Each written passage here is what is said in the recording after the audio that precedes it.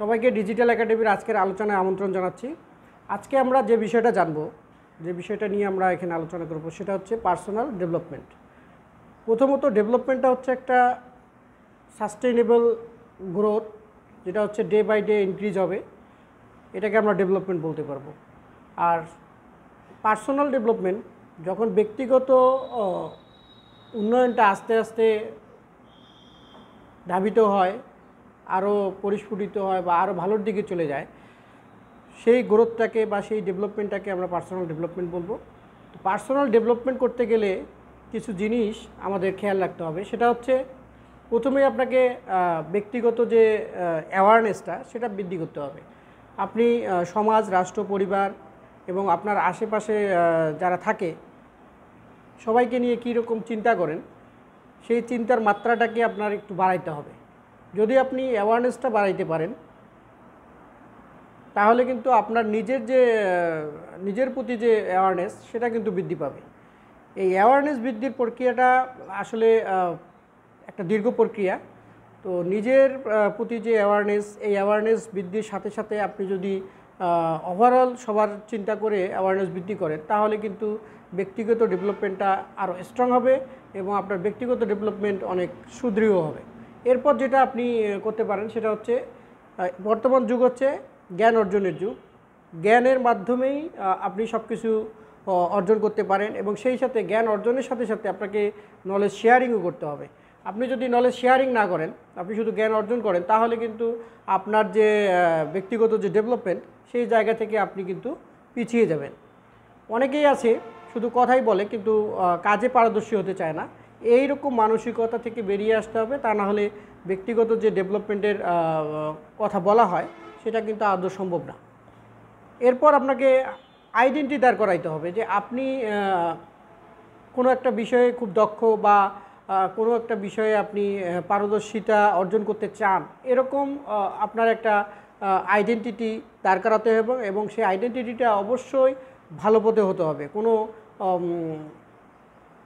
কোনো ধরনের অন্যায় পথে আপনি এই আইডেন্টিটি দাঁড় করানোর চেষ্টা করবেন না। অন্যায় পথের যে আইডেন্টিটি দাঁড় করাতে চান, সেই আইডেন্টিটি কিন্তু আদৌ কোনো ব্যক্তিগত ডেভেলপমেন্ট না।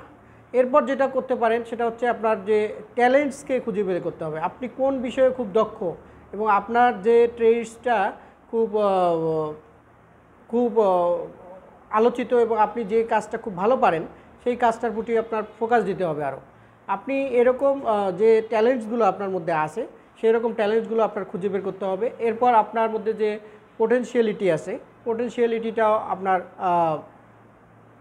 আনতে হবে এবং সেই পোটেনশিয়ালিটিকে কাজে লাগাতে হবে দেশ এবং জাতির কল্যাণে।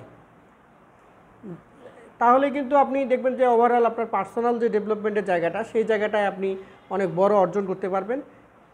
হিউম্যান ক্যাপিটাল, একজন মানুষের যে মূল্য, সেই মূল্যটা আমরা বৃদ্ধি করতে পারি শিক্ষা বৃদ্ধির মাধ্যমে। শিক্ষা, তার দক্ষতা, অন্যান্য যে জ্ঞানগুলো আছে সেগুলো বৃদ্ধির মাধ্যমে আমরা কিন্তু একজন মানুষের যে হিউম্যান ক্যাপিটালটা থাকে সেটা কিন্তু আমরা বৃদ্ধি করতে পারি। বাংলাদেশের জনগণের যে ব্যক্তিগত ডেভেলপমেন্টের জায়গায় অনেক ঘাটতি আছে, এটা আমরা সবাই জানি। আমাদের জনসংখ্যা অনেক বড় একটা অংশ কিন্তু এখন পর্যন্ত তারা হিউম্যান ক্যাপিটালে পরিণত হয় নাই। তাদের প্রপার ট্রেনিং এবং নলেজ শেয়ারিংয়ের মাধ্যমে তাদেরকে ট্রেন করে তাদের পার্সোনাল ডেভেলপমেন্টের মাধ্যমে দেশের উন্নয়ন করা সম্ভব। এছাড়া আপনি যে জায়গায় আপনার ফোকাস করতে হবে ব্যক্তিগত ডেভেলপমেন্টের মধ্যে, আপনি শুধু ওই নিয়মকানুন বা রুলস রেগুলেশনগুলো মেনটেন করলেন, তাহলে কিন্তু আপনার ব্যক্তিগত ডেভেলপমেন্ট স্থায়ী হবে না। আপনাকে সাথে আপনার যে কোয়ালিটি অফ লাইফ, অর্থাৎ কোয়ালিটি লাইফ আপনাকে লিড করতে হবে। আপনি যদি কোয়ালিটি লাইফ লিড না করেন, শুধুমাত্র এই অ্যাওয়ারনেসের জায়গাগুলো বৃদ্ধি করলেন বা ট্যালেন্টস এগুলোর প্রতি আপনি খেয়াল রাখলেন, কিন্তু কোয়ালিটিতে আপনি পরিবর্তন আনলেন না, সেই জায়গায় কিন্তু আপনার যে পার্সোনাল ডেভেলপমেন্ট সেই জায়গায় কিন্তু স্থায়ী হবে না। এরপর আপনাকে অবশ্যই ড্রিমস দেখতে হবে।